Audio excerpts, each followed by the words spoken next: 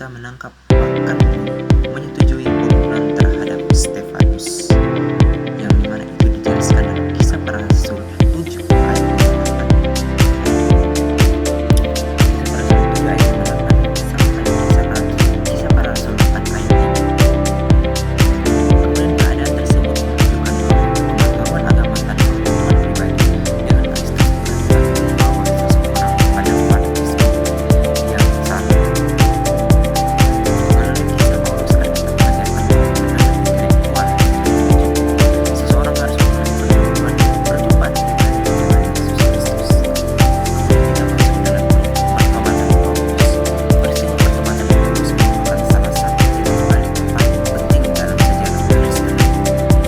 Ketika sedang menuju Damsyik menangkap orang Kristen, tiba-tiba cahaya terang dari sebelah dia berkata mendengar suara Yesus berkata, "Saulus, Saulus, mengapa engkau Peristiwa ini bukan sekadar pengalaman emosional, melainkan pernyataan langsung dari Kristus yang bangkit. Pertobatan Paulus mengandung beberapa makna teologis yang penting. Yang pertama adalah kasih karunia Allah, di mana Paulus tidak mencari Kristus. Sebaliknya, Kristuslah yang mencari Paulus. Menunjukkan bahwa keselamatan berasal dari inisiatif Allah, bukan usaha manusia. Kemudian yang kedua, perubahan identitas. Ketika Paulus sudah bertobat, sudah dia bertobat, Paulus tidak lagi hidup bagi dirinya sendiri, melainkan bagi Kristus. Seluruh orientasi hidupnya berubah. Kemudian ketiga adalah perubahan misi. Dari sekolah Rohaniah gereja, Paulus berubah menjadi pemberita Injil bagi bangsa-bangsa, bukan Yahudi. Kemudian keempat yaitu penguasa Injil. Pertobatan Paulus menunjukkan tidak ada manusia yang terlalu berdosa bahkan Tuhan. Pertobatan Paulus menjadi contoh nyata bagaimana kasih karunia mengubah karakter, tujuan, bahkan masa depan seseorang. Yang kedua, konteks pelayanan Paulus.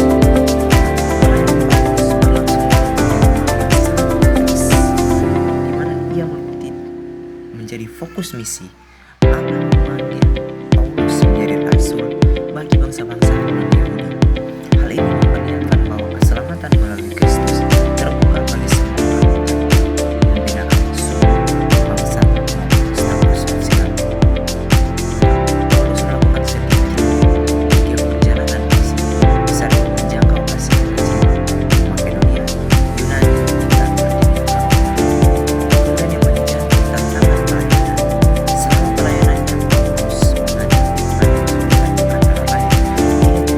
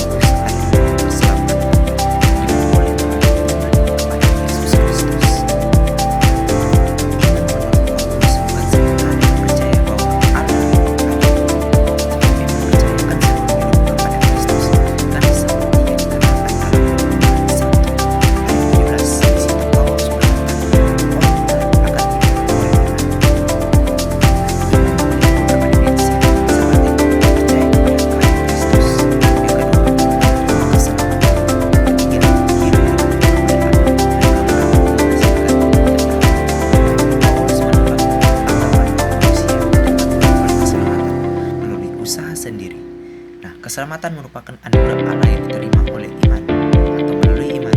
Karena itu tidak ada seorang pun yang dapat melegakan diri di hadapan Allah. Iman sejati telah menghasilkan buah kehidupan seperti kasih, kekudusan, dan kemudian teologi kasih. Bagi Paulus, kasih merupakan pusat kehidupan Kristen. Kasih bukan hanya emosi, tapi tindakan nyata yang lahir dari Tuhan dan Allah. Dalam 1 Korintus 11, Paulus menjelaskan sifat-sifat kasih yang pertama, sabar, kemurahan, tidak iri, tidak sombong, tidak mencari keuntungan diri, tidak menyimpan kesalahan, sukacita dan kebenaran, menanggung segala sesuatu. Nah, yang menjadi dasar kasih adalah pelayanan, penerjemahan, pendidikan, keluarga, dan kepemimpinan. Paulus mengatakan tanpa kasih, karunia rohani sebesar apapun tidak berarti. Kasih merupakan jaminan dan Kristus yang terus dan kehidupan sehari-hari. Kita masuk ke teologi kebenaran.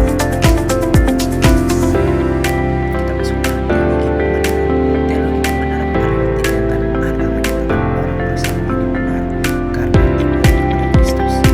Paulus menjelaskan semua manusia telah berdosa dan tidak seorang pun yang menyelamatkan diri, dan Kristus mampu menyelamatkan. Kristus mampu menggantikan manusia, dan melalui iman manusia diberikan. Penggunaan kehidupan baru manusia bisa mengakibatkan dalam perubahan status. Orang percaya dalam proses penebusan selanjutnya. Pemahaman ini menghasilkan kerendahan hati, rasa syukur, ketaatan kepada Allah, serta hidup Kristus sebagai kudus.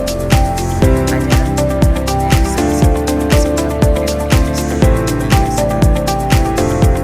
Kehidupan dalam Kristus. Menurut Paulus, orang percaya adalah kehidupan yang baru, tanpa berlaku. Dan hidup dalam Kristus berarti memiliki identitas baru, tidak dipimpin oleh Paulus dengan gambaran pikiran, menghasilkan karakter Kristus. Paulus menerima kasih, sukacita, damai sejahtera, kesabaran, kemurahan, kesetiaan, kelemah lembutan, penguasaan diri.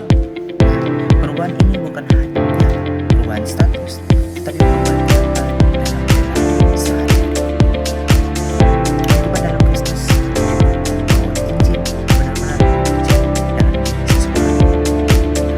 Kehidupan dalam komunitas gereja.